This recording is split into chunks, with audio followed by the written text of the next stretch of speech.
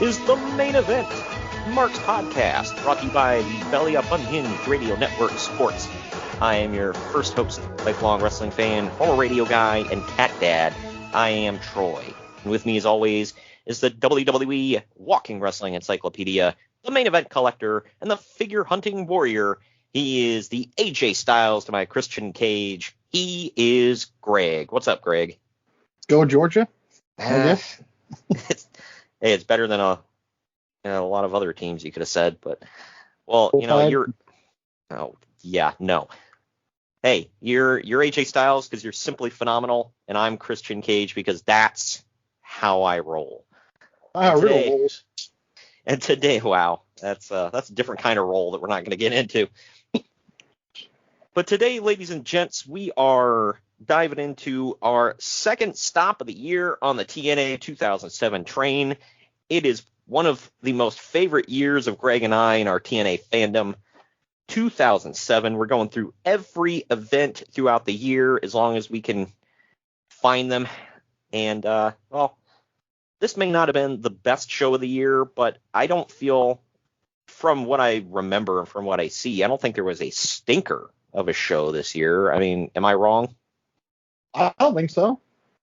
Yeah, I mean, even this one, I honestly, I can't think of any bad ones. There might have been, but off the top of my head, no. I feel like this was definitely a throwaway pay-per-view for the most part.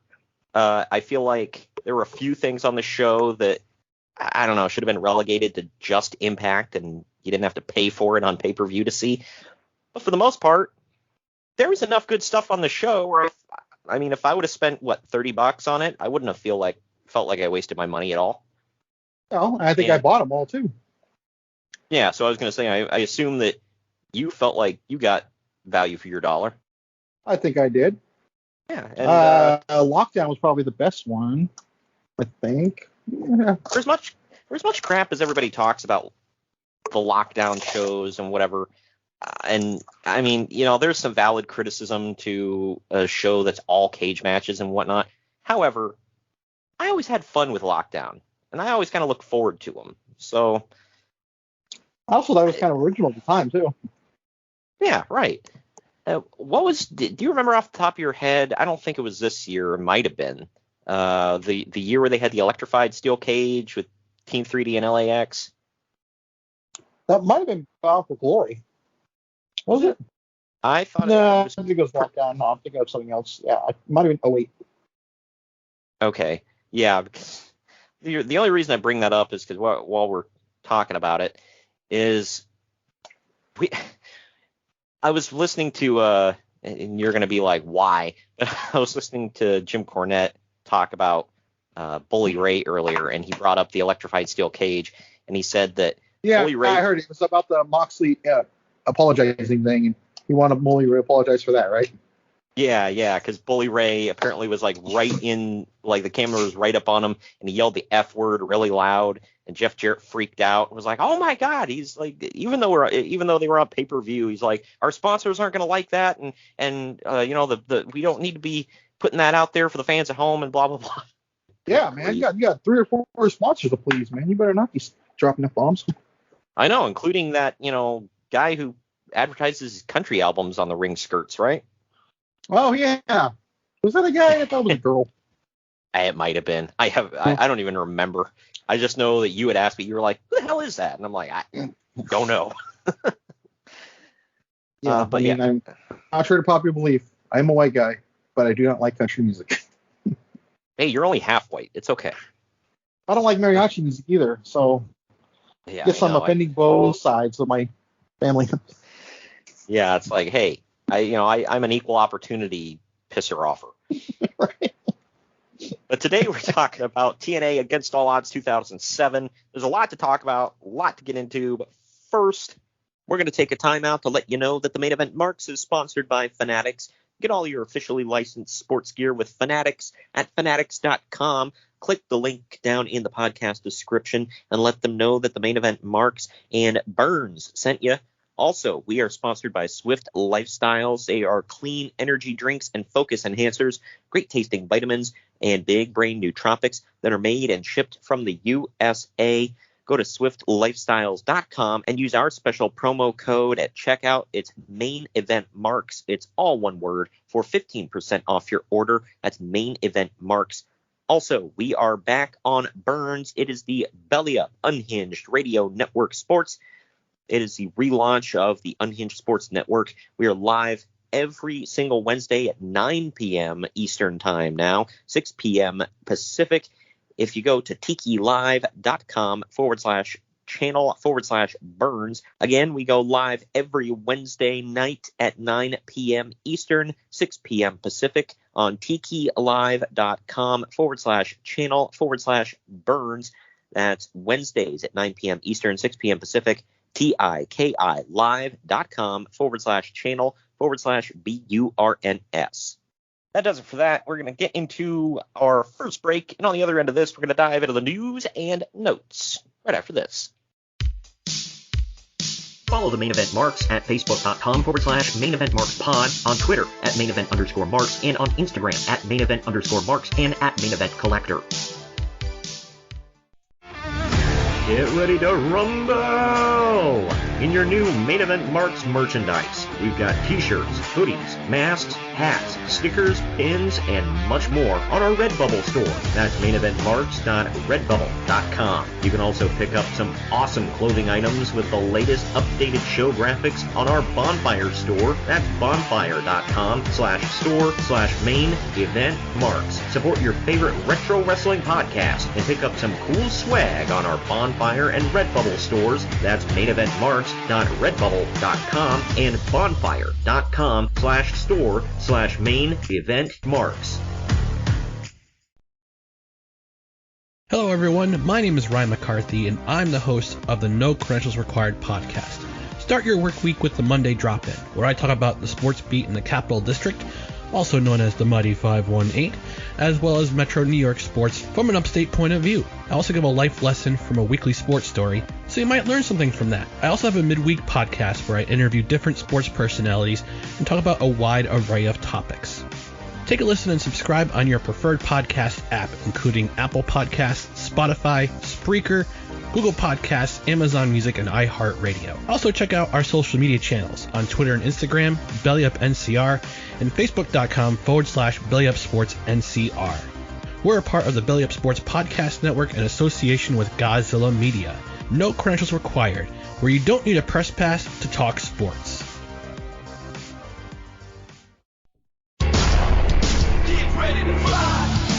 Main Event Marks are available wherever you get podcasts and on YouTube. Find all of our links on our link tree at linktr.ee/Main Event Marks. And we are back. News and notes time from February of 2007. The Battle of the Billionaires will heat up on Monday, February 12th, when the two billionaires of Vince McMahon and Donald Trump grace a WWE ring for the first time ever. Donald Trump will be at Raw to make Mr. McMahon a potentially life-changing proposal. Wasn't the storyline that he was trying to buy WWE or he bought Raw or something? Bought Raw, yeah. Okay, that's right.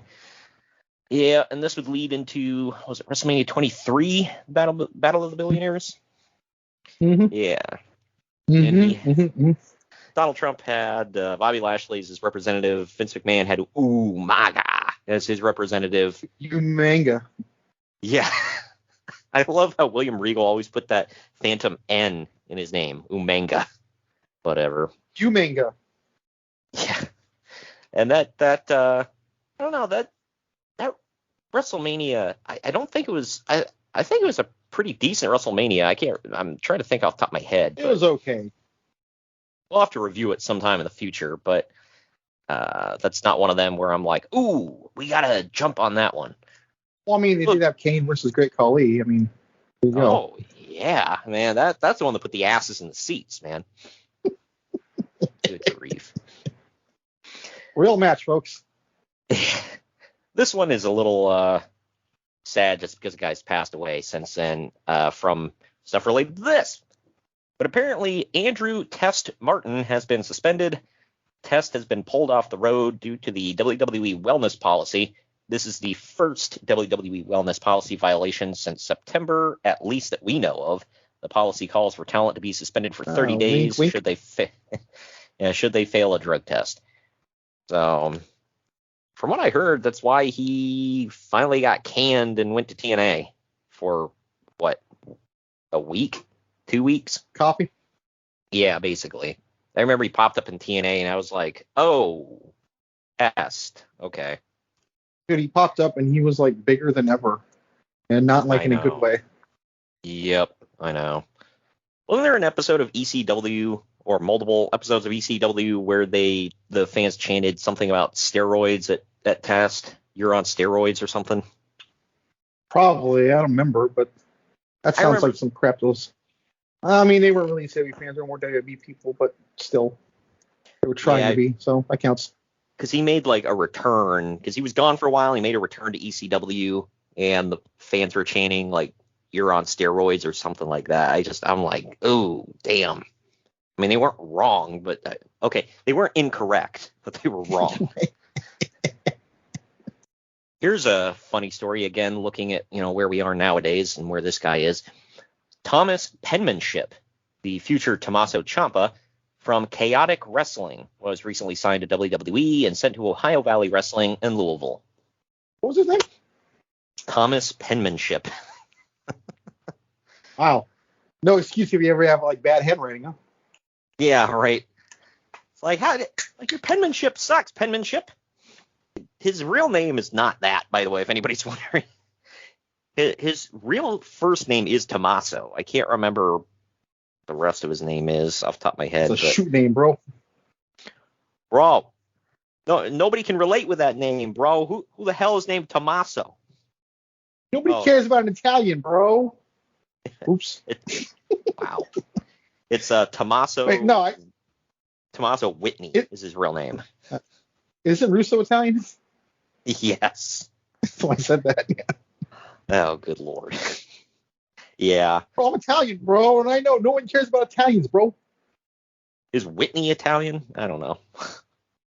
Michelle McCool made her WWE return at a recent show. Michelle, Jillian, and Rebecca lost to Kelly Kelly in a Diva Best Body contest. Oh, well, no shame there, I guess. Hey, you can't win them all right? But you know what? There are no losers in that one, Greg. Jeez Louise. Can you, fathom them trying to do something like that in today's era? The internet would, break with the crying. They're judging women's bodies on Raw. My God. The horror. How about we do that to men? That's what the weightlifting contests are for, right? Yeah, right. I want every single time they have a match. There you go. Boom. Now shut up. Well, didn't they have multiple, pose down contests in WWE? Mm-hmm. Yeah, so there you go. Speaking of divas, on an upcoming SmackDown, the beautiful Ashley will unveil her Playboy cover to the WWE fans. Yep, I remember that. Well, I remember when this came out. I've never seen it ever in my life, and anyway. I have no desire to since she's passed away. It's just weird, so. Yeah, that's two people that have passed away that we've talked about. Yeah. That's sad. And this is only 2007. Hasn't even been 2 decades yet. 15 years, man. I was talking to my buddies in the group about past WrestleManias, and what's sad is I think we said WrestleMania 7 is the last WrestleMania where the main event people are all still alive. Wow. It's the earliest one. So basically from 6 to 1, someone's passed away. Man, it's horrible to think about. I don't know how that came up. Don't get me wrong, we're not sick and thinking about death. It just came up as a fact. I'm like, wow, that sucks, man. Yeah, you can't help but think about it when you're watching those old shows he's passed away, she's passed away. It sucks. And you see it more, obviously, because we cover retro stuff, so we see this kind of stuff weekly. The Pro Wrestling Torch is reporting that while overall feedback of the current ECW product has been less than stellar, there are no plans to continue. There are no plans to discontinue the brand as of now.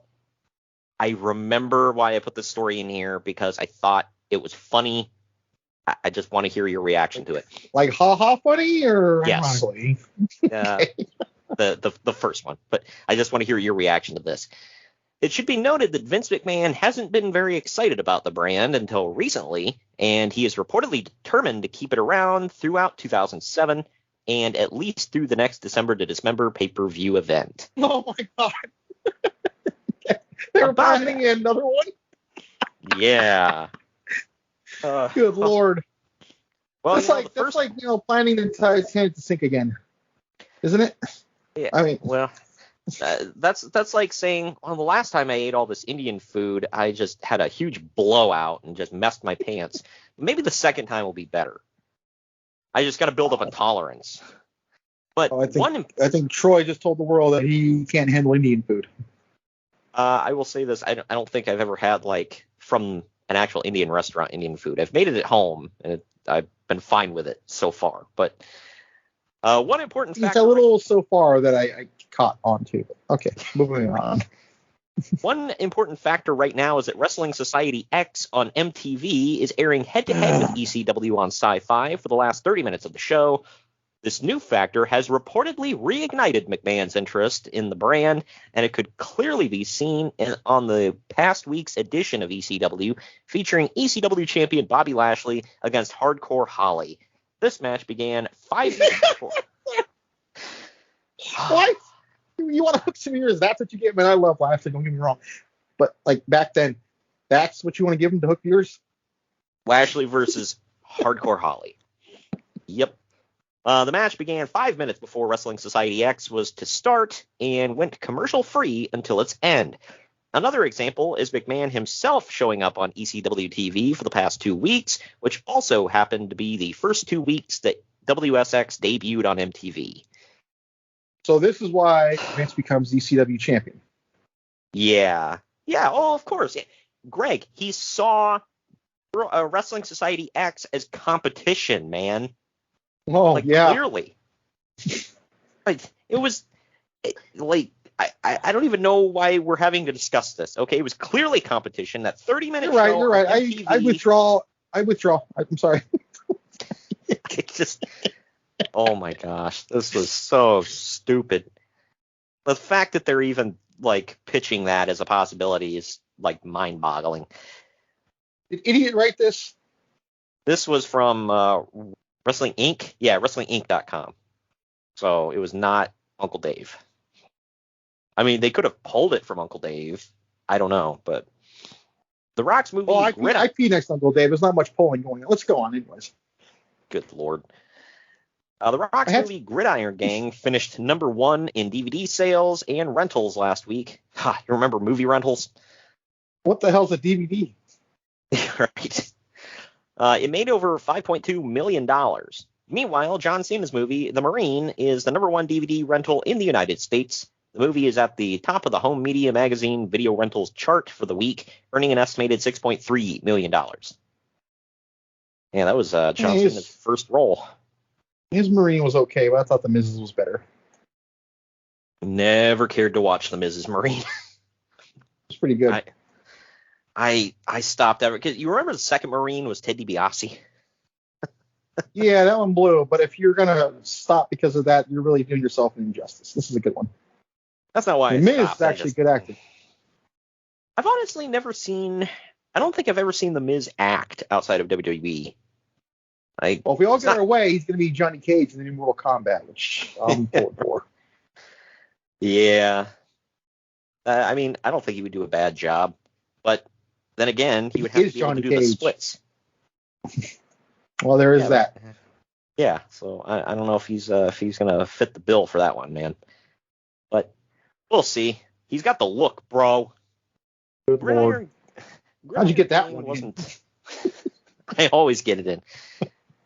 Gridiron Gang, I don't remember, it was a good movie. It's just not one of them where I'm like, oh, dude, you remember, when you're thinking about The Rock's filmography, you're not like, oh, dude, do you remember Gridiron Gang? That was so good. I thought it was pretty decent, though. I thought his only good early movie was The Rundown, I thought. Dude, that was awesome. I love that movie. Sean William Scott and Christopher Walken. Dude, Rock. Stifler in it, dude. Take my money. Damn right, man. The Scorpion King kind of sucked. The Tooth Fairy sucked. Well, I guess if you're talking everything about after the Mummy 1 sucked, okay, but that's a different story. That's true. I used to like the Mummy 2, and then Mummy 2 was decent. I mean, it's tolerable, but. Well, the thing is, I liked it as a kid when it first came out, and then I watched it again as an adult like a couple of years ago, and I was like, why did I ever like this? This movie sucks. I mean, compared to 3, it's a masterpiece. I mean, if you stop at the first one, dude, it's a freaking classic. It holds up to this day. Oh, definitely, yeah. And then takes a nosedive after that. I know, yeah. I will say, besides The Rundown, another early Rock movie that I really liked was The Game Plan. That one was really good. That's what you're experimenting all the hot movie stars in family roles, right? Because right before that, Vin Diesel, no coincidence, did The Pacifier. So yeah. I remember that one. That one wasn't bad either. I liked what's his name from Everybody Loves Raymond. I love that guy. He's hilarious. The one the big dude. Brother. Yeah. No, he was the principal. The brother in that. Yeah. What's his name? He played Brad Garrett. Brad Garrett. Yeah, Brad Garrett. Yeah, he's in all those Jimmy John's commercials now. Yes. Yeah, I think his delivery gets me. He's hilarious. Right. New Jack has opened a wrestling training school in Richmond, Virginia. Bring your own pizza cutter. That's that first line is enough to get you. But check this out. The press release. We need to go on. Let's just move on now. That's it, right? Oh well, that's just the setup, Greg. Here's the punchline.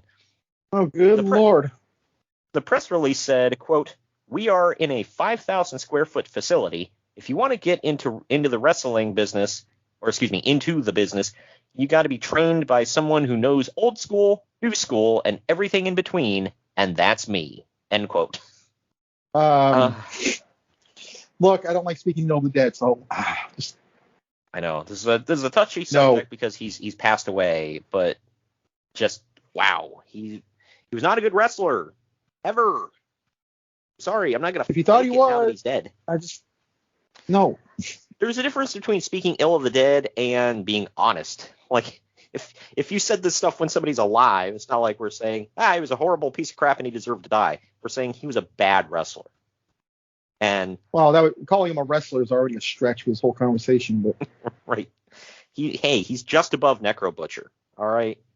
I'm saying what the hell is that saying? Exactly. That's what I'm getting at. You mean the crown jewel of the embassy? Oh my God, yeah. Good grief. I like getting that in there every single time I can because, wow. Of course. The only thing, the two things I will always remember about the Necro Butcher, the second one I never actually saw for myself, thank God. I just heard stories about it. But the first one was the fact that he was actually in that movie, The Wrestler. Just, wow. But the second thing... have you seen that movie? Yeah. Yeah, I mean, yeah, so... His role is it accomplished what it needs to accomplish, in my opinion. Yeah, true. It's just the fact that he's in the movie. He's just duh.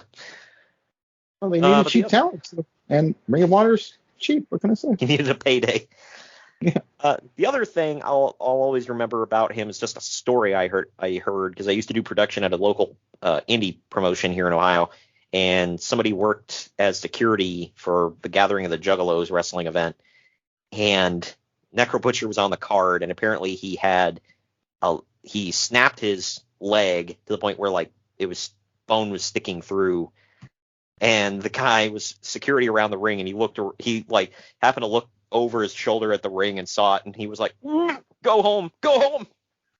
Oh, good Lord! I was like, that's right. There was Sabu super gluing his wounds shut, man.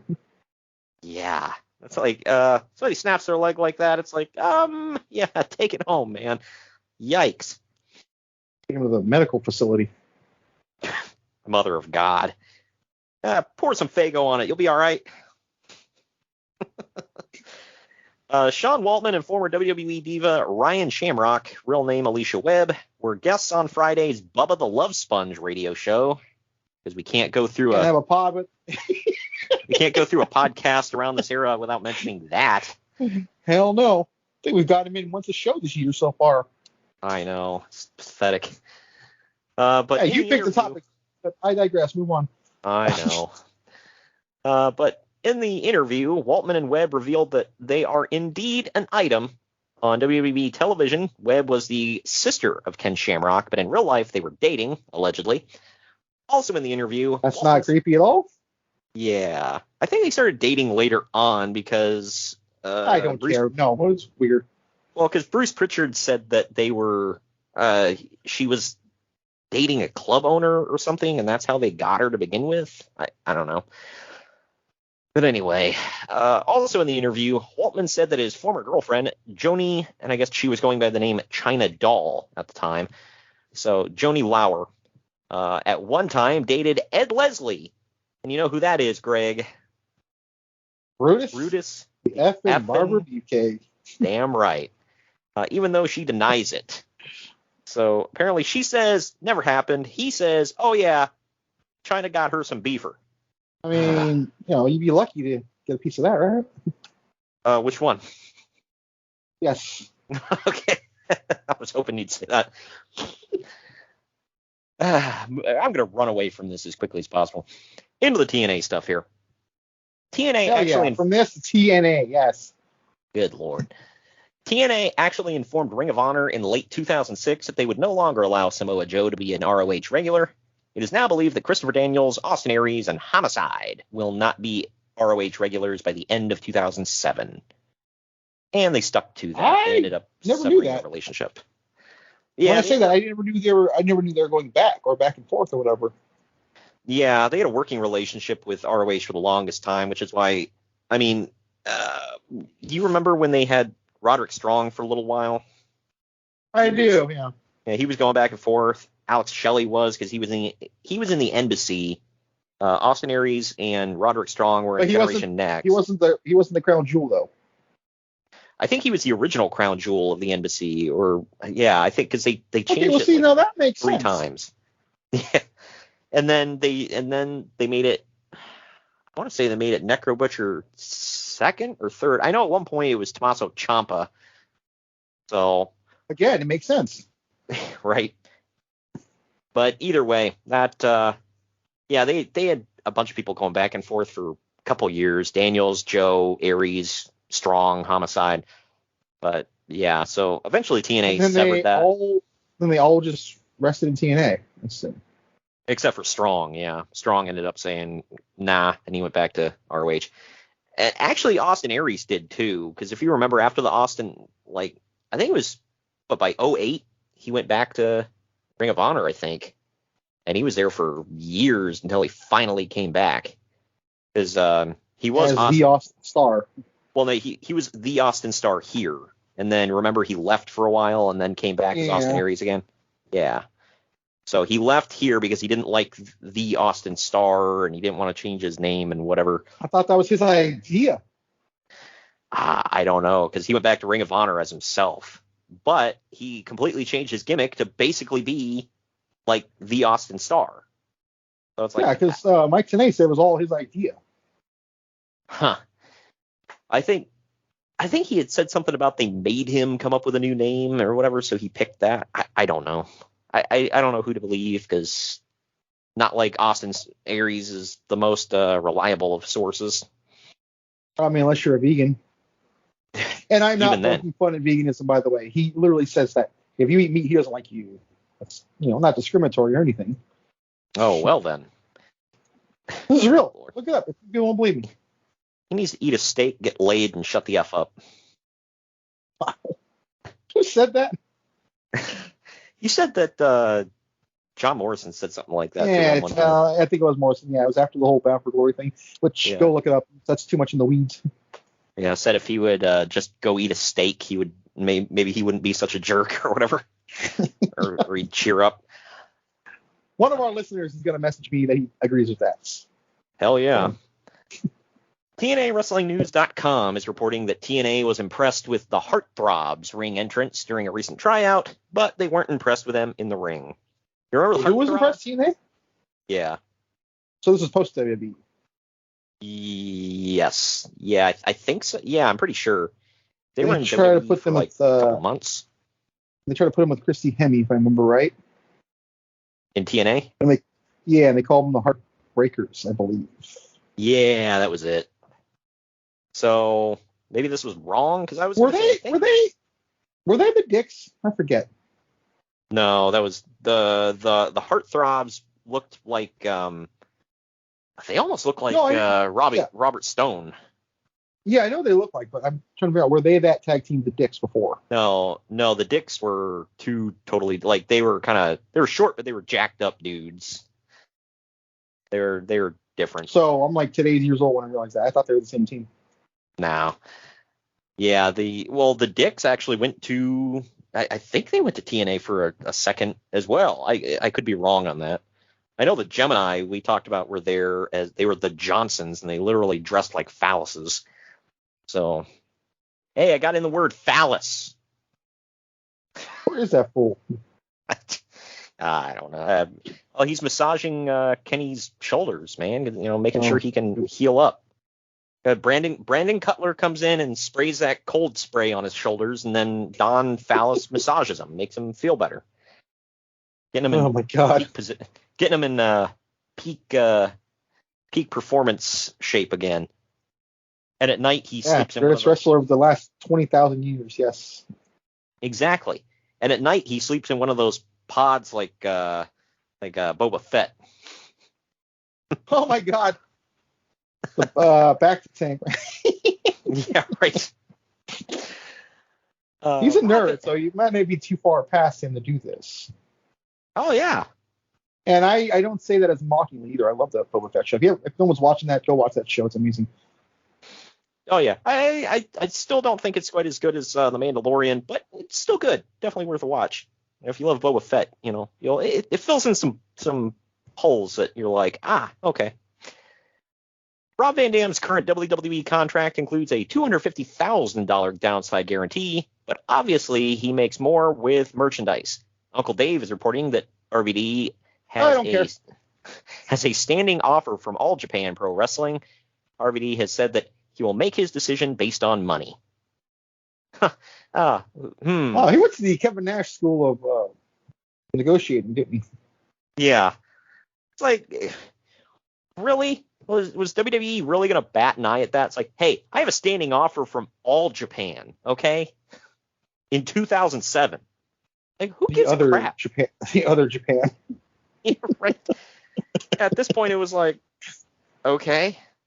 Name one person on the roster. I dare you. I freaking dare you. I mean, nowadays, maybe. What's his name? Yeah. Hey, I'll bet you that, more than 50% of their roster is Japanese. I know that. Real question. Can you name one person on that roster right now? All Japan? No. I couldn't either. Yeah. I don't know if they're really. I know they're a big deal in Japan, but outside of Japan, they haven't really marketed. I mean, Noah is just now starting to get out. Even over in Japan, they're the other company as we speak. Yeah, it didn't used to be that way, but it is now. It's been that way since probably the early 2000s. I don't know. If anybody knows anything about them that, if anything I'm saying is wrong and for sure, go ahead and let me know. We got corrected, and I'll say that this is the proper way to do it.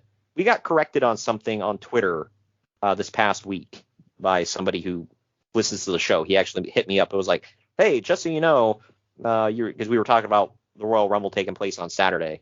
He said, this is actually the third time the Royal Rumble has ever taken place on a Saturday. And then he named the 2 other years that has happened. And he's like, I believe 1990 was one of them, right? I feel like that was, it came to me afterward. 92 and 90, okay, something like that, yeah. I knew it was one of the early. Something like that. Yeah. They were both in the 90s. But yeah, he said that, and I was like, hey, thanks for let me know. I appreciate you listening and the correction. I said we actually like to be corrected. Imagine that. Someone with respect. Oh my God, it's. I know, not somebody that weird tells time. us. Yeah, not somebody that messages us and goes, "Oh my God, you're so stupid. I can't believe you have this stupid show and you don't know anything." Like, oh well, excuse the F out of me. When you tell me that too, though, I'm like, I actually am glad I was wrong on that. That means I'm not old enough to remember every little thing. Makes me feel a little younger. Yeah. Right. So whoever said that, thank you. I mean that. Yeah, really. Brian Gerwitz, head writer of Raw, reportedly decided to give Super Crazy a push after watching Nacho Libre. Wow, that's not racist at all. God dang it. I don't even know how to take that, man. Like, wow. For anybody that doesn't know. Hey, Super Crazy was good, though. It's not like he was just like, let's just grab a random Mexican guy and push him. Super Crazy's really damn good. So we acknowledge that at least. So it's not like they just decided to pick any random guy. So, and at least they didn't give him a gimmick like freaking Nacho Libre. That would have been ridiculous. Yes, but show of virtual hands. Who's shocked that they didn't? Because I kind of am. Yeah, I definitely am. Apparently, Brian Gerwitz likes that kind of stuff, like comedy, haha stuff. Like that's why I think he's the one that always used to write for like the Edge and Christian comedy skits and whatever, because that was his favorite. And he doesn't work for WWE anymore because he's the, I think, personal assistant or whatever for The Rock.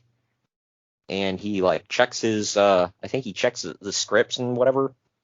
So he's like the right hand man for The Rock for his production company. So he must be like totally legit if that's his job. Yeah, him and The Rock were apparently really good friends. So, and The Rock respected his writing. So clearly. Yeah, right. Last story I got here. While she will be making her in-ring debut for TNA at tonight's Against All Odds pay-per-view, there are said to be some plans in the works to have Christy Hemme become a manager of a tag team that goes against the Voodoo Kin Mafia. Oh, we know how that's going to work out. Yeah, it's like, we could have saw that from 2 miles away. Like, good Lord, duh. I mean, wants to get infected tonight. Was that around this time, or was that like way later? It's right after this, yeah. Oh, okay. Yeah. Rest in peace to Jimmy Ray, by the way. That's sad. Yeah, I know. His girlfriend, fiance, or whatever always posts stuff about him on social media. It's sad. But that does it for the news and notes. I guess we're going to take our next break. When we come back on the other side of this, we're going to dive into the pay-per-view at hand after this break. Follow the Main Event Marks at Facebook.com/Main Event Marks Pod, on Twitter at Main Event_Marks, and on Instagram at Main Event_Marks and at Main Event Collector. This message is brought to you by Belly Up Sports. No, just kidding. This is not an NWO promo. This is just me, Kyle Sullivan, aka Shaggy Von Doom, the host of Here in Puckburg on the Belly Up Sports Podcast Network. I have a hockey podcast where we talk about hockey fandom and the love of the game and where that leads you in this game we call life. Why am I on Main Event Marks telling you about this? Well, what if I told you I had one half of the world's greatest tag team, otherwise known as the Main Event Marks, the one and only Greg, Superfly Greg. He was on, and he was talking about his love of the game. So you might want to come over and check that episode out. And if you like what you hear, you can check out the rest of our incredible episodes with our incredible hockey community, from PHF athletes, ESPN personalities, fathers of NHL players, and a whole lot more. Come by, follow the show, give a like, give a subscribe, and it'd be great to have you here in Puckburg.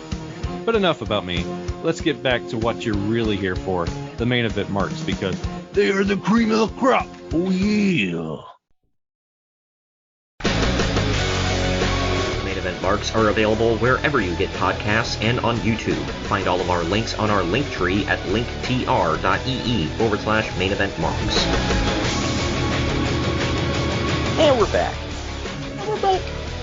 It's TNA Against All Odds 2007.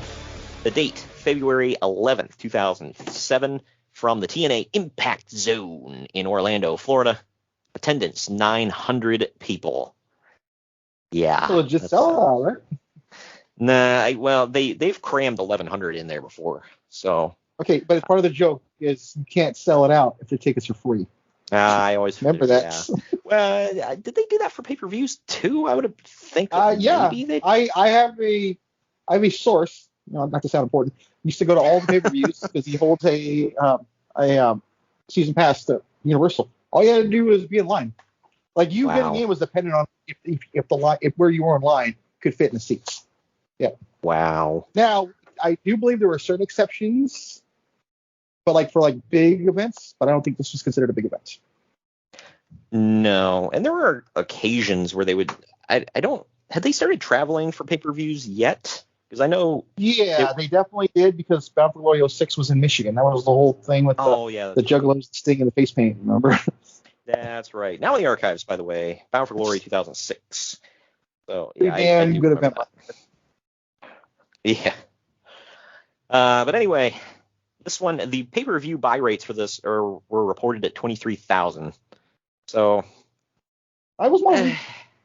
Yeah, it's not horrible, not great, but not horrible. I disagree. I think it was brutally ugly, but whatever. Well, compared to anything WWE was doing at this time, yes, that was absolutely horrible. But there were no other wrestling promotions doing anywhere close to this at this time, so I guess it's decent. Again, you're being very generous, but I respect that about you, Booker man. Hey, like I'm saying, man, it's you can't compare it to WWE because nobody was even in the same stratosphere as them at this point. So compared to any other companies out there, this was the best you got for the time. I couldn't even say off the top of my head Ring of Honor was doing pay-per-views at this time. So. No, they weren't. I don't think they were. No, they weren't even doing internet pay-per-views yet.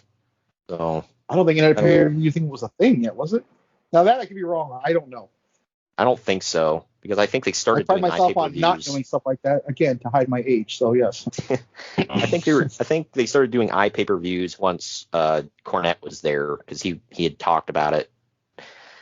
So but either way, we have cage dancing women at ringside for this one. Reminds me of classic TNA. Because the opening match. I see the pun. Yeah, right. Bill Entendre. He'll be here all week. We open up with LAX, Homicide and Hernandez, with Conan taking on Team 3D, Brother Ray and Brother Devon, in a Little Italy street fight. This one went about 9.5 minutes. Conan. I like to call this the real LAX, by the way. Yeah, of course. This is the one I remember. The other ones were just like, it was like Homicide with interchangeable Hispanic. That was literally it. And now, as we speak, it looks like AEW's putting together the fake LAX. I saw that Santana and Ortiz are breaking away from the Inner Circle. As of recording, yes, it looks like they're breaking away. But what we didn't see because I don't think they showed it, but like Homicide's kind of been courting them. So Homicide, sorry, not Homicide. Eddie Kingston been courting them a little bit. So yeah, okay. But yeah, that's right. Didn't he lead them for a bit in Impact? I think so, yeah. And then Conan brought back the real LAX. That's right. That was kind of fun. Yeah, I remember that. Yeah, that was pretty sweet. But Conan gets wheeled out in a wheelchair because he just came off a hip surgery. And when Team 3D is distracted by him, LAX jump him from behind. Brother Ray almost gets a lap dance by one of the cage dancers at one point. That was weird. Homicide uses a pizza cutter on Devon. Why is that the second time we got a pizza cutter reference in? And Brother Ray uses a cheese grater on Homicide. And Anarchia and some other random, quote, members of the Latino nation jump Brother Ray, and he dumps them out. By the way, they cover Anarchia's face, but it's clearly him. He's the only one wearing Puerto Rican flags, and am I wrong? Was that him? I'm pretty sure it was him. Yeah, but I'm pretty sure it's revealed to be on Impact a couple nights later. Oh, is it? I thought he was already there and left, but okay. I think he was hurt. Okay. Yeah, because they just keep calling him a member of the Latino nation. I'm like, what? Because at first in my notes I just put random Hispanic guys. And then Latino Nation, by the way. Yeah, and then it just makes no sense. Yeah, and then Mike Tenay starts calling them members of the Latino Nation, and I'm like, what the okay. I think my dad was part of Latino Nation then, if that's a thing. And I mean, I will say it's better than what I had in my notes for putting random Hispanics. So, whatever. Well, they did that a couple times, though. I mean, like if somebody had like brown skin, they're working with LAX. Do you remember that when they had like their whole, it's like a huge group? They would be a gang, but not like it wouldn't carry over for a while. I mean, it would just be the one night. Well, yeah, Greg, because you guys got Raider Nation and they've got Latino Nation. So. Well, now hold on, that's interchangeable though. Oh my gosh, I didn't say it. I can't say it. My dad was like, you can't. So it's fine. I'm part of my. If anyone's got a problem with it, right. Part of my family. It's not a joke, really. But, well, Devon is bleeding. I know. Tell me another one. In the end, Anarquia holds Devon's leg, allowing Hernandez to hit him with the border toss for the pinfall win. Freaking Hernandez. How did they get away with using the word border toss, by the way? Same reason they got away with Gringo Killa. I mean, oh my God. It's a lot of racial overtones in this company. I didn't realize that till now. Well, yeah, the whole LAX thing was all racial overtones. Yeah, so Hernandez was a damn hoss to toss Devon over his damn head with that border toss, man. Like, I know. Holy it's cow. Devon's a small dude, man. Hell no, he's a biggin. He hit the border toss, and they pinned Devon for the win. Uncle Dave gave this 3 1/4 stars. Okay, I gave it 2. What do you say? I was on the fence. I really liked it, so I did bump it to 3. I thought it was fun. It was fun all right. moments. I didn't think it was horrible. I thought it was funny that, they're like little Italy street fight, so they got like tables in the ring with like it looked like it was at a little Italian restaurant or something. That was a stretch. Yeah. And then they had, Mike Tenay was talking about they had that, and then they had the cage dancers outside, whatever, and they were like, oh, from the Italian restaurants to the strip clubs and blah blah blah, just like Little Italy. Like, wow, I didn't think about that, but good. You Lord. And I have been to Little Italy in New York. I did not ever see that. I feel gypped. Yeah, I didn't see one single strip club, but maybe I wasn't looking in the right place. We did just kind of walk to one restaurant and leave. Your dumbass just mapped out restaurants. See, that's your fault. I hold you accountable for that. Hey, you remember when I said we should go to a strip club and you're like, no, we should go hang back at my apartment. That was a good call, dumbass. Well, in the back, Jeremy Borash is standing by with the Austin Star, who says that Senshi is a fake warrior. Bob Backlund keeps walking around, and Star gets angry at him, saying that he's going to physically change your channel, whatever the hell that means. It's in code, okay? You'll know when he wants you to know. Yeah, it's like obviously it's something to do with TV Land or whatever. You remember he's announced from TV Land. Yep.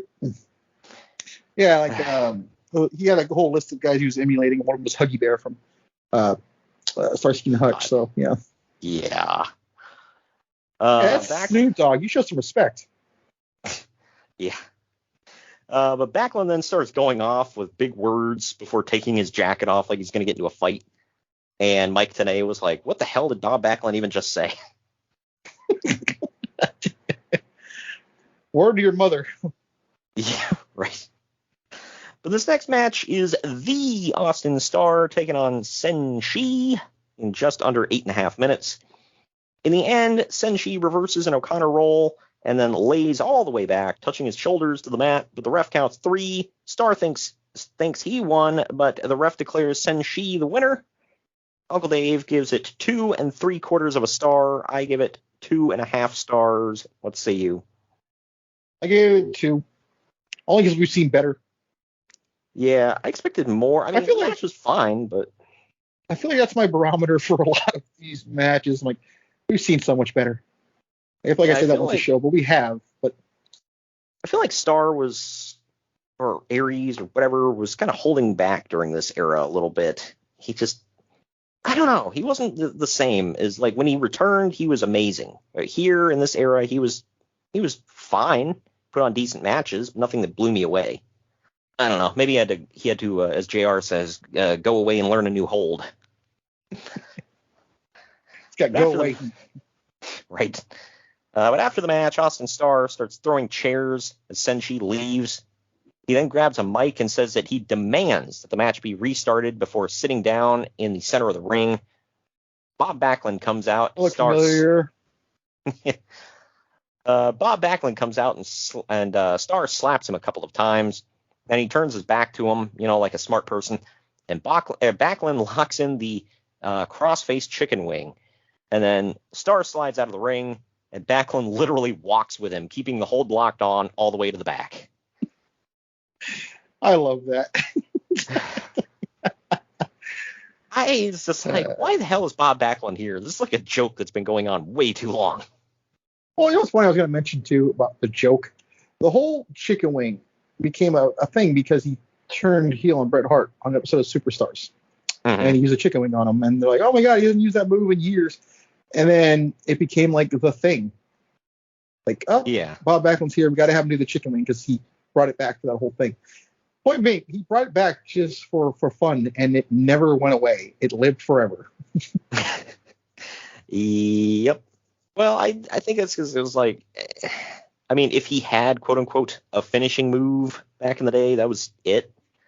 I don't think he really did anything else. I feel like most of his run as champion and all of his old school matches were just roll-ups. I don't think he really had a finishing move.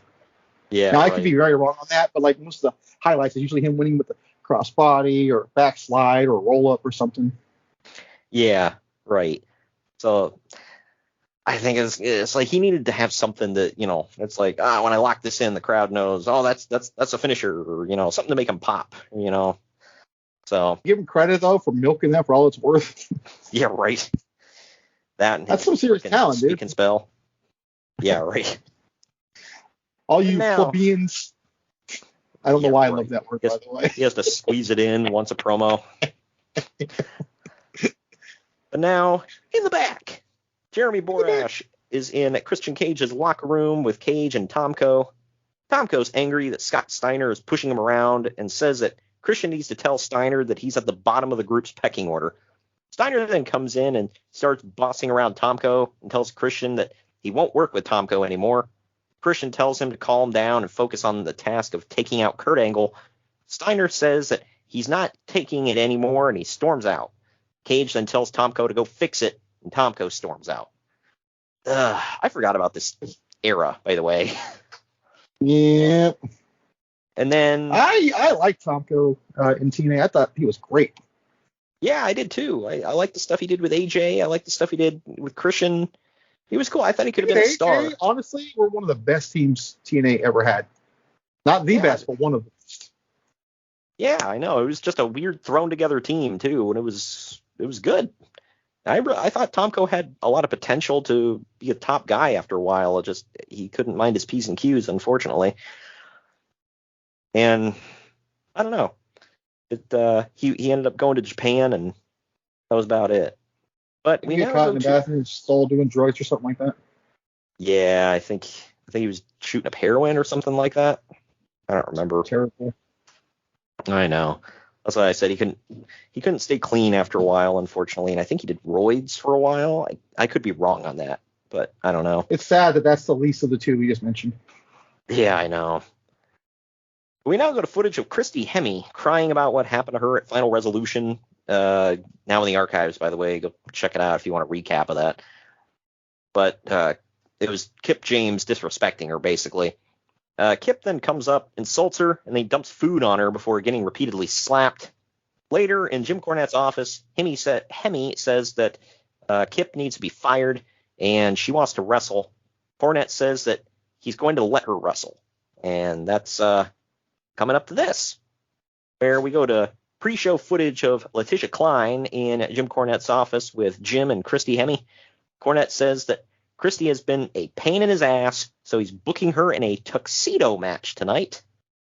That kind of confused me because I thought that was the men's version of the evening count match. Yeah, that's what I thought too, but apparently not. Yeah, with the great Howard Finkel and Dr. Harvey Whippleman. Oh, that was money, dude. Oh yeah, man. Well, I personally think of Paul E. Dangerously and Jim Cornette, back in Crockett Promotions. Yeah, one of them. Yeah, Kip James, for all of you that don't know and aren't familiar, just tuning in to hear about what happened in TNA in 2007, Kip James was Billy Gunn. So, what was it? Still Billy Gunn. Yeah. I thought he was just Billy now, but they're openly calling him Billy Gunn. So, his sons are... What did they call him in the promo on Dynamite that I laughed at? Billy Gunn and the asses. Yeah, something like that. The ass sons. I can't even remember now off the top of my head, but yeah. Either way. Oh, Billy Gunn and the Ass Boys. That was it. Good grief, the Ass Family. Hey, you know what? It's their name. Yep. But up next is Christy Hemme versus the big, fat, oily guy in a tuxedo match. Hell yes. Gotta get more of him on the show. Yeah. 2 months in a row, by the way. Are we going for a trifecta? Yeah, if you all want to know who the big, fat, oily guy is, he's a parody of Big Dick Johnson from WWE. Go Google it. You need go Google it. You need to visually yourself. Yeah, you need to see this. Just type in TNA big fat oily guy. Boom. But make sure it sounds oxymoronic. Wow. Well, make sure you put TNA, because if you put T and A big fat oily guy, you might get something else that you don't want to see. I mean, you don't want to see this either, but you definitely don't want to see that. Are you speaking from experience? Or let's move on. I'm just assuming. But anyway, this one went about 2.5 minutes. At one point, Mike Tenay talking about the big fat... is way too long. Sorry. But Mike Tenay, talking about the big fat oily guy, says, it must be jelly because jam don't shake like that. What? That's like, he's like probably the last one I would assume to say, I would think would say that. Yeah, right. But the big fat oily guy gives Christy a trip to the Batcave at one point. Google it. That's all I can say. Dude, Bastion Booger, dude. I just want to say that name. I just want to say exactly. Christy loses her jacket and pants, but in the end, she strips the big fat oily guy down to win. Uncle Dave gave this -3 stars. I gave it a dud. Did you even rate this thing? I didn't even rate it. No.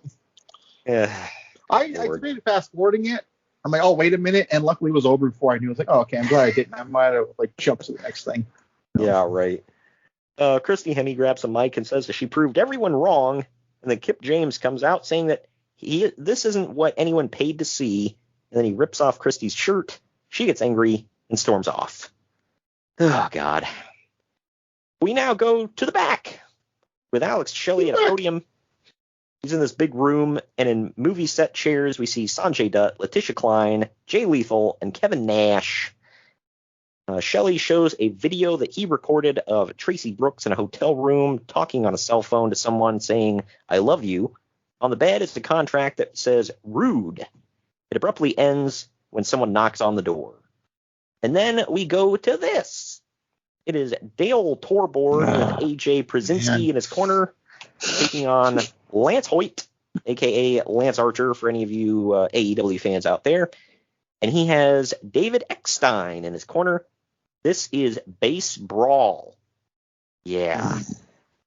This went 5 minutes, 4 seconds. On his way to the ring, Torborg takes a baseball bat to a Lance Hoyt action figure.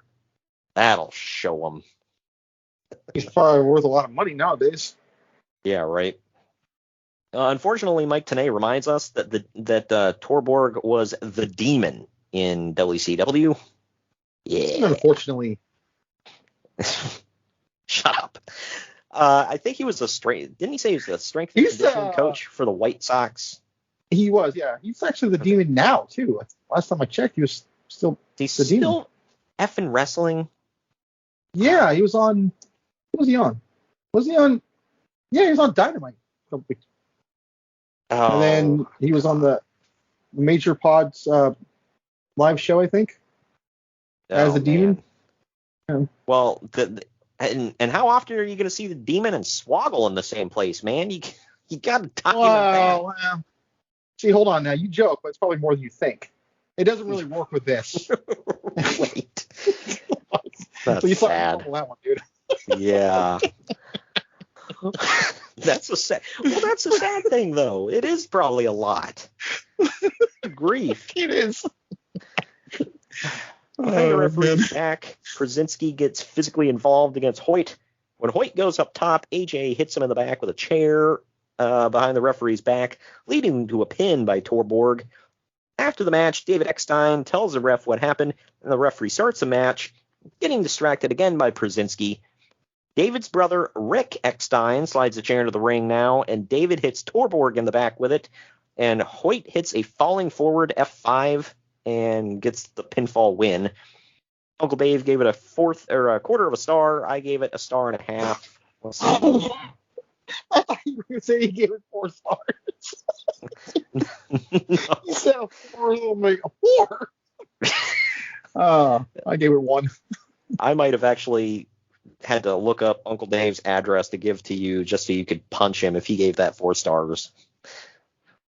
Not even in the Tokyo Dome, dude. No. This one wasn't good. I mean, it wasn't like the worst piece of crap I've ever seen. But The first one was pretty good. The first one was pretty decent. But, I mean. What was the first one? What was it? So the first Basebrawl was Turning Point 2005.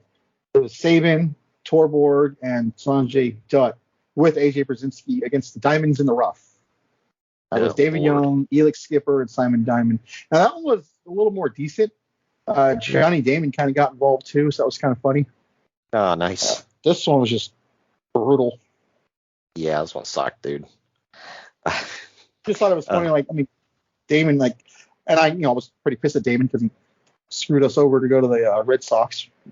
But I thought it was funny that he got involved. Right.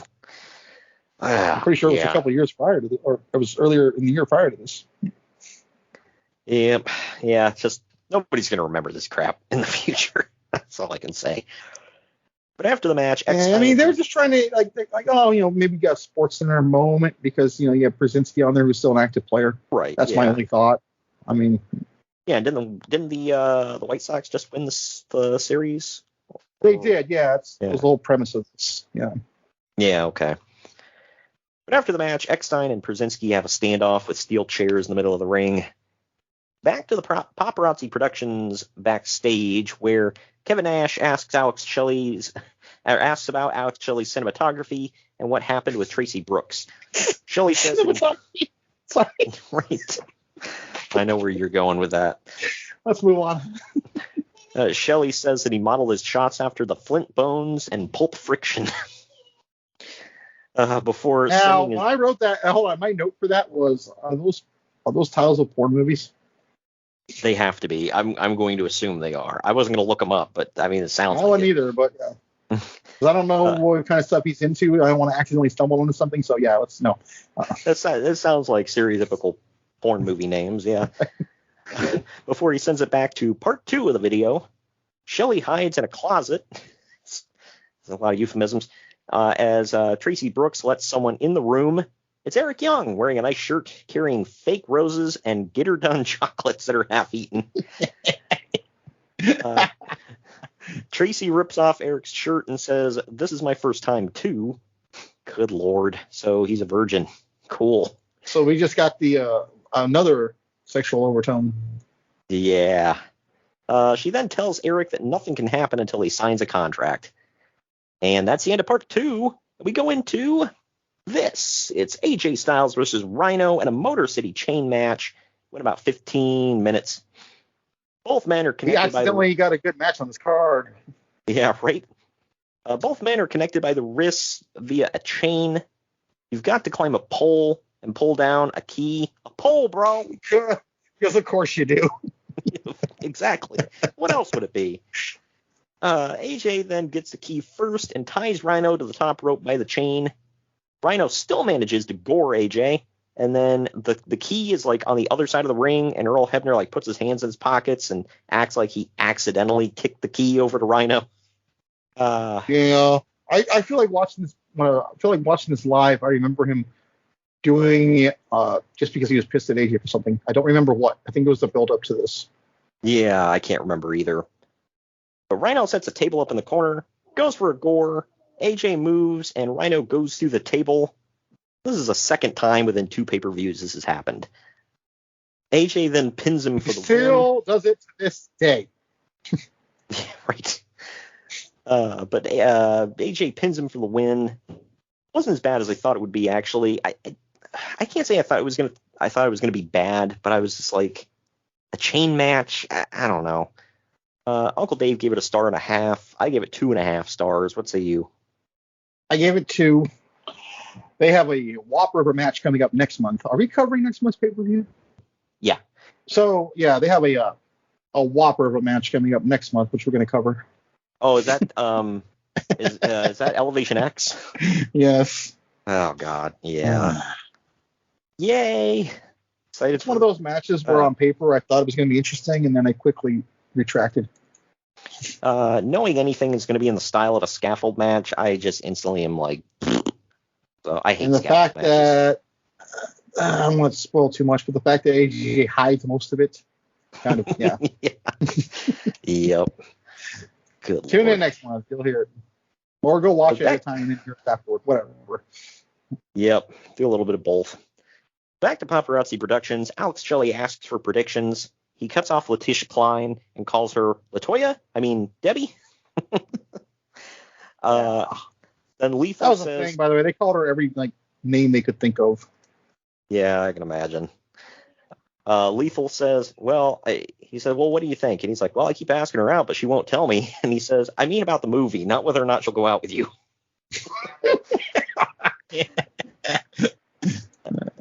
Nash randomly asks Eric Young if Eric Young is an astronaut. I didn't get that one. Oh, he is in space, so. Yeah, that's putting it lightly. We now go to part 3 of the video. We now go to part 3 of the video where Eric Young says he doesn't think that he should sign the contract. Tracy strips down to a bustier and Eric signs the contract right after. Tracy then tells him to close his eyes and wait while she freshens up. Then she leaves the room while Shelley hands Eric's contract to Robert Roode in the hallway. She says, anything and everything for Robert Roode. And Shelley says, I guess anything and everything includes blue balls.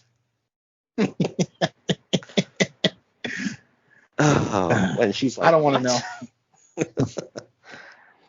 know. Back with the paparazzi thing. Move on.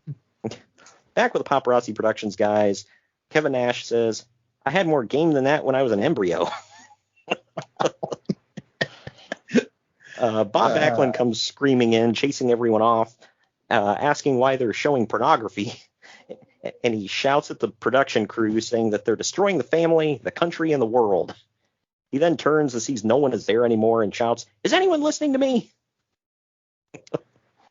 I got to be honest, I stopped about 8 years ago. Yeah, right. But we now move on to the first, this is the first title match of the show. It is Chris Sabin defending the X Division title against Jerry Lynn in about 13.5 minutes. In the end, when Lynn goes for... Yeah, right. I don't know if anybody remembers that. Yeah, he did that a few times. I was like, you think that's cool or something, old man? Like, what the hell? But in the end, when Lynn goes for a cradle pile driver, his back gives out on him, because he's old. No. Sabin rolls him up, grabs the ropes, and gets the pinfall win. Uncle Dave and I actually both gave this 3 stars. What do you give it? I did too. I liked it. This was pretty good. Oh, man. I just thought it was so stupid. I mean, when it's right there. Yeah. Well, because he goes for the cradle pile driver, and then he stops and he holds his back like, oh, my back. It's like, dude.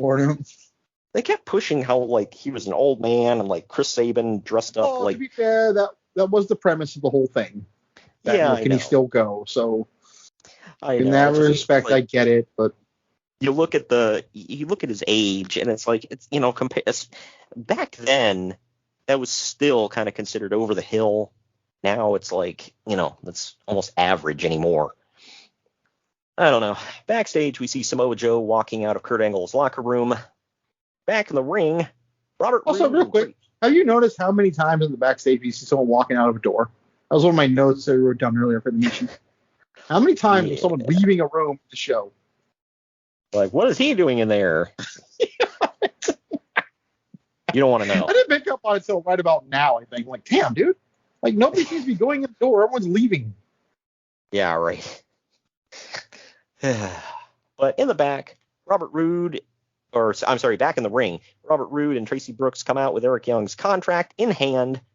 Roode calls Young to the ring and says that people love Eric because they see themselves in him, and they're all worthless. Young then grabs a mic, and Roode taunts him before taking the mic back. He lets Eric know that he signed a contract, and now Robert Roode owns him. Roode says that if Young hits him, he'll fire him. And, don't fire Eric and all that. It actually takes a really interesting turn in a couple of months. I will say, I feel like all of this stuff with Young and Roode and everything and Tracy, probably, this is what I was referring to, probably could have been relegated to Impact. Like, yep. It is. It is, but... Yeah, it's recapped on Impact, but it should have been exclusively on Impact. Why are you putting this on pay-per-view? Good grief. It's like... what people pay to see. And this is like 2 or 3 weeks worth of material jammed into one pay-per-view.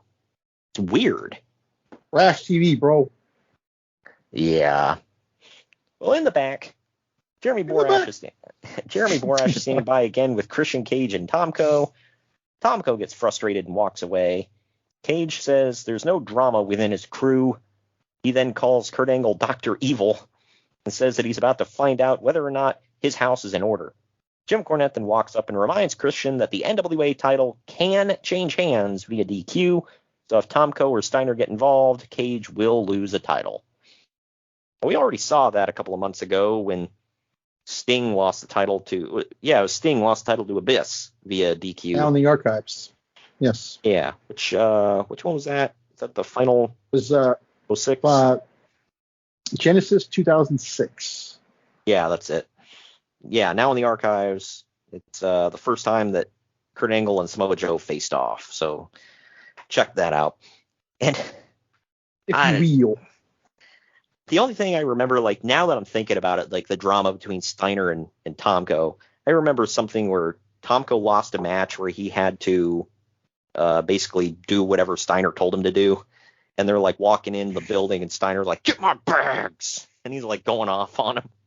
You notice that was a reoccurring theme with Steiner? He did that on when he was on Raw too. For Stacy's services. So. And Steiner had to face Tess, and Tess had to become his service. He had to service him. Wow, it was a bad choice of words. You know what I mean? Yeah, right. His servant. Yeah. Yeah. So. Right. But up next, we get James Storm and Jackie Moore taking on Petey Williams and Gail Kim in an intergender tag team match. It went 8 minutes, 49 seconds. In the end, the referee has his back turned as Gail Kim gets an O'Connor roll on Jackie Moore. Jackie kicks Gail off, and Storm forearms Gail in the face, and then Jackie pins her for the win. Uncle Dave gave it a 1 3/4. I gave it a 1.5 stars. What do you give it? I gave it 2. It was okay. Yeah, I felt it was below average. I don't know. It was an intergender tag match, though, so I was like, I didn't really expect much. And there for a while, I forgot about this era of James Storm where he had, if anybody doesn't know who Jackie Moore is Jacqueline. He had her with him. And she was more Texas than he was. Well, that was what I was about to mention.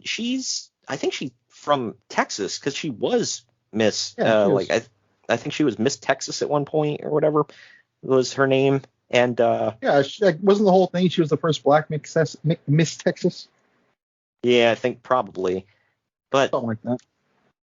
Yeah, and then the thing is here they're calling her the Pride of Tennessee. It's like it's quite, north of Texas. I don't know if they get along. But whatever. It was just for James Storm, I guess. Didn't she wear like a rebel flag cowgirl hat or something? That I don't remember. I wouldn't put it past them. I seem to remember her wearing that. It's like, that wouldn't go over well now, but whatever. I don't think it went over well then. Well, then it was like, people just was like, we don't like it, but we won't say anything about it. But after the match, James Storm grabs his beer bottle, but Petey hits a neck breaker on him. Jackie jumps on Petey's back, allowing Storm to hit Petey with a super kick. Super click! Jackie hits the DDT on the referee for reasons. And Storm and Jackie go for the death sentence, but Chris Harris makes his return in an eye patch, throwing Jackie off of the top rope. James Storm then runs out of the ring as Harris fires up in the ring. So fires up in the ring. It sounds like Nate Diaz after a fight. Wow. Yeah, this is a different kind of fires up. But yeah, man, it's for his glaucoma in the eye that he's got the patch over. I believe it. But if anybody doesn't know what we're talking about, if you go back in the archives, listen to the last show, we talk about how Storm turned heel and smashed a beer bottle right into Chris Harris's eye and blinded him in the eye. So now he's back. He's wearing an eye patch. An all new Chris Harris. I like Chris Harris, but yeah, we need an all new one. Yeah, and he starts wearing white. Which I don't know why I didn't piece it together until now. James Storm is wearing all black and he would wear all white. And Chris Harris's theme was actually a remix of the old America's Most Wanted theme, whereas James Storm got like a completely new theme song. But now, in the back, Jeremy Borash is interviewing Sting, who's wearing Abyss's mask. He says that James Mitchell has been sucking the life out of Abyss, so after he locks Abyss in a cell tonight, he's going after Mitchell. And now we go to this. Always smart to announce your plan, by the way, and give the guy plenty of heads up. Oh yeah, and we'll see how well that went, here in a second. This one is Abyss with James Mitchell taking on Sting in a prison yard match. It went about 12 minutes. So the point of this is to lock your opponent into the solitary confinement cell, which is a horizontal bar shark cage, and then you win. Yeah, so. I kept waiting for the Fire Russo chance. I think I was premature. It's not on this event. No, it's the Last Rites match, which I don't remember what pay-per-view that's at. I believe it's the next one we're covering. Destination X? I believe it's on that one, too. Man. It's on Destination X. The Fire Russo chance is on the next pay-per-view we're going to cover next month. So, just, as a quick little teaser, it literally can get worse than this. There you go. Yeah.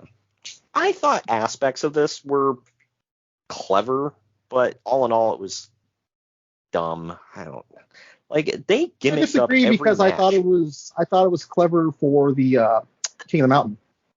So for that reason, I'm like, yep, this is lazy. So yeah, it's just they had to gimmick up literally every match these two had, and not normal gimmicks. These were weird gimmicks, as we'll see next month. But Abyss is wearing his red and black mask now. I'm actually looking forward to watching this back now. Oh, I know, me too. I can't wait. I don't know if we're just sick in the head or what. It'll be fun. But Abyss is wearing his red and black mask now, in case you needed more comparisons to Kane. And Sting is wearing. He wasn't. Oh yeah, he wasn't supposed to look like Kane whatsoever. Just the mask looked almost dead on, but whatever. But Sting is wearing Abyss's black one throughout this whole match. Abyss goes to the back right away, so Sting meets him there. There were some cool spots done. When they actually get back to the ring, Sting makes Abyss and Mitchell both bleed. Abyss makes a comeback eventually and rips the black mask off of Sting's face. He goes to climb the cage, but then Sting powerbombs him off and through a barbed wire board laying on a table. Because, of course. Then Sting then throws going to be there. Well, yeah. Well, whenever you set a wrestling show, you always got to set that up, right? That's day one stuff. Well, this is Exhibit A. James Mitchell saying every time Abyss set up these weird convoluted weaponry and whatever, and he trips over his own dick and falls through it. Every time. But man. Sting then throws Abyss into the little cage, closes the door, and wins. This one was a lot better than I thought it was going to be, but, whatever. Then again, I thought it was going to be trash, so... Uncle Dave gave it 3 1/4 star. I gave it 3 stars. What say you? I gave it 2. It was not enough to get a 1, but borderline. I thought it was fun. I enjoyed aspects of it. The actual brawling and whatever was fine. The stuff they did out in the parking lot area was kind of cool. But I don't know. After the match, Sting chokes the crap out of James Mitchell until security guards hit the ring and pull Sting off of Mitchell's body while Abyss reaches through the cage to him like, no! Stupid. That is his dad. Yeah. I think after that, we need to take our second to last break before we get into the main event here. So we're going to take that break right after this. Main event time for the NWA World Title.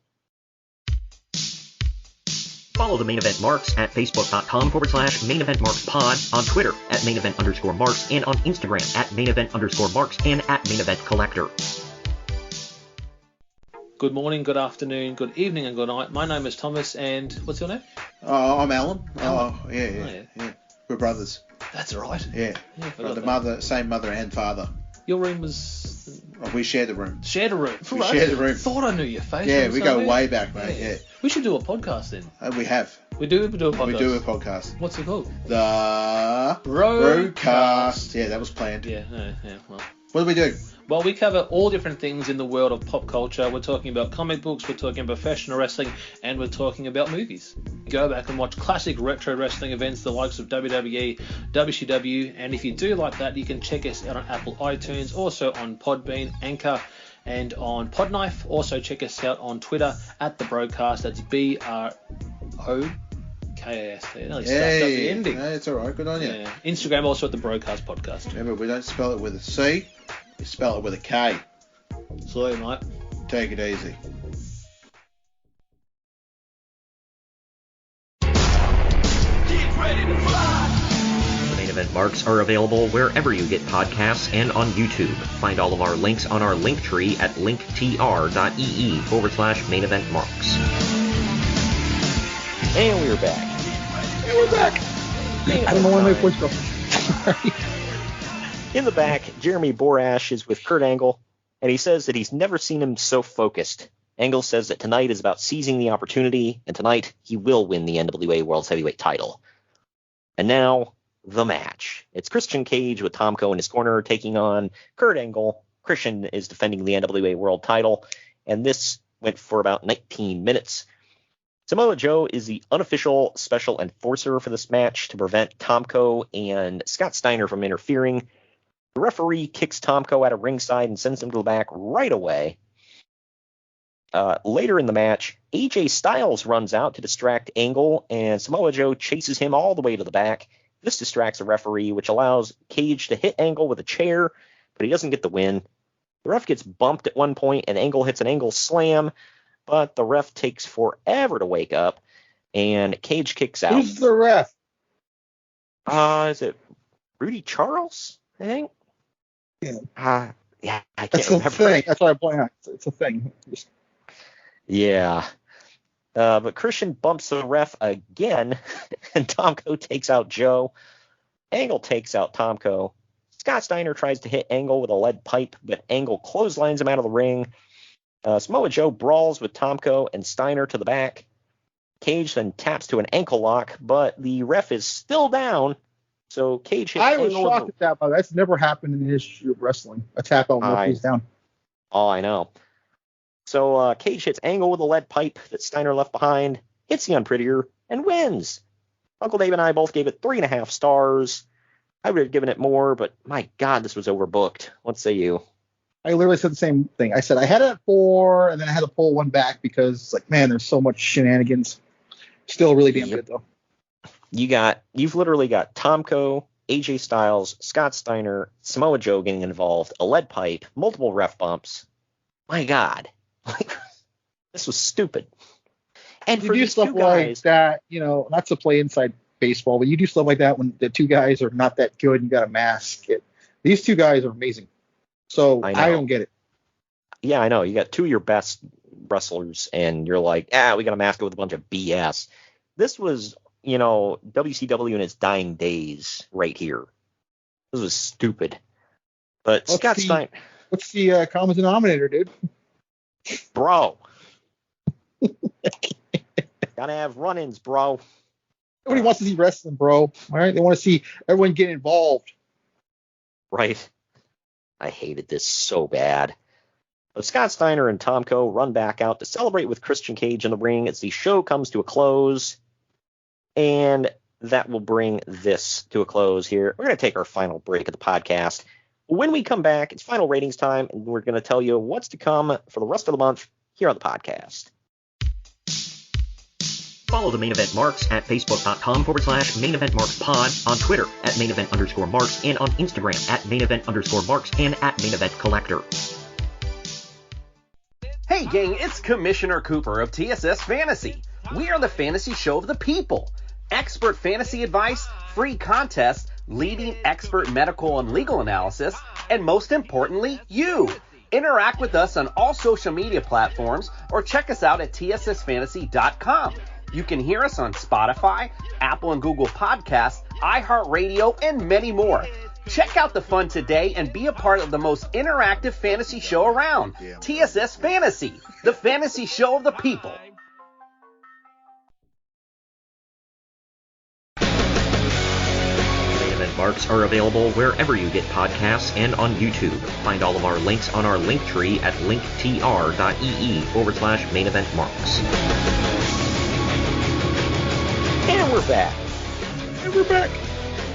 It's 15 years later for TNA Against All Odds 2007. Final ratings time here. Internet Movie Database gives this 6.2 out of 10. CageMatch.net gives it 6.38 out of 10. I give it 7.5 out of 10 for a C. What say you? I gave it a C+. I mean, it wasn't that great of an event, but it was memorable. I got to give points for it being memorable, as bad as it was.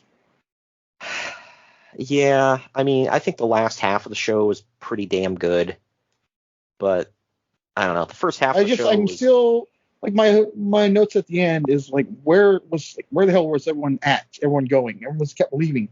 Like I said, it was like 50 times someone was coming out of a door. Like, yeah. Like, okay, I'm seeing the show. It's like now I can say it. Were they all getting happy endings and getting ready for this pay-per-view? What was going on? Good Lord. We didn't know it was behind the damn door. Well, my thing was like, the stuff not just the paparazzi production stuff, but why couldn't the Christy Hemme stuff have been on Impact? Well, now the paparazzi stuff I get because that was a big thing. So putting it on pay-per-view makes sense. Yeah. So that one I'll give a pass but this whole thing throughout the entire night, it just like, and that in-ring segment with Roode and Young, like, I don't know. I just thought it was too much. I agree. And then the way the pay-per-view ends too. Yeah. I don't know. And that prison yard match was just something to behold. Oh. Well, like we said, doing the 2007 chronologically with TNA, something better is about to come next month. Wink, wink. Right. That's next month, though. But I don't want to jump too far ahead. But yep. Yeah, that's coming up. Well, and next month, man, is WrestleMania month. That and uncensored. So, dude, hell yes. Yeah, I mean, watching it all uncensored on the plane ride over to Dallas, actually, now I think about it. Damn well better. They should broadcast it for everybody to watch on the plane ride over. Folks, no, dude, you'll fly into Texas. No, you'll fly into Texas, pissing people off. They might shoot you when you deplane. Folks, this is your captain speaking. Due to what we just saw, I'm taking this plane down now. I'm going to end your misery. Yeah, right. Then I stand up and say, you're welcome. Right. Well, coming up for the rest of the month, we're wrapping up the shortest month of the year. Next week is double main event week. First, on Wednesday, we're going to hit you with ECW's SummerSlam 1996. It's our first ECW. It's our first ECW show of the year, actually. It's the first one we've covered in a while. I haven't seen the show yet, so I don't really know if it's good, bad, or indifferent. But for the I haven't either, but I'm going to take an educated guess. Right. But for the bonus show, we're going to cover WWF Raw is War from February 3rd, 1997. It's 25-year anniversary, and it is the first ever 2-hour Raw. So look forward to that. I've never seen it, so I'm looking forward to seeing it for the first time ever. And we went from 96 ECW, 97 Raw, and now February of 98, closing out the month on February 23rd. It's WWF's No Way Out of Texas, 1998. So that's another one I've never seen. I think you're going to be glad we covered this one. Okay. Yeah, I've never seen it before. It's the pay-per-view right after the Royal Rumble. So, and Royal Rumble 98 was a big historic one. The Undertaker got set on fire, bro. Gone forever, bro. I was there, bro. Yeah, so I'm looking forward to seeing this. All of these are first watches for me. That's why I love doing this podcast, because I get to go back and see stuff that I didn't realize I've never seen before. Well, that's why I love it or why I hate it. It depends on what it is. Right. And that'll wrap up February. And then we'll go full steam ahead right into March. We got a lot of great stuff planned for you in March. WWE 2K22 drops next month in March, so happy about that. And for now, let's see the final product, but I am too. I'm trying to be optimistic. Right? Yeah. And but we've seen this before. Sorry. And we've got 3 WrestleMania reviews planned for next month. Looking forward to those as well. Greg and I both agreed on what 3 we feel best deserve our attention this year. And, of course, we'll keep moving ahead with TNA Destination X 2007 in our romp through 2007 in TNA. But either way, thank you for joining me today, Greg.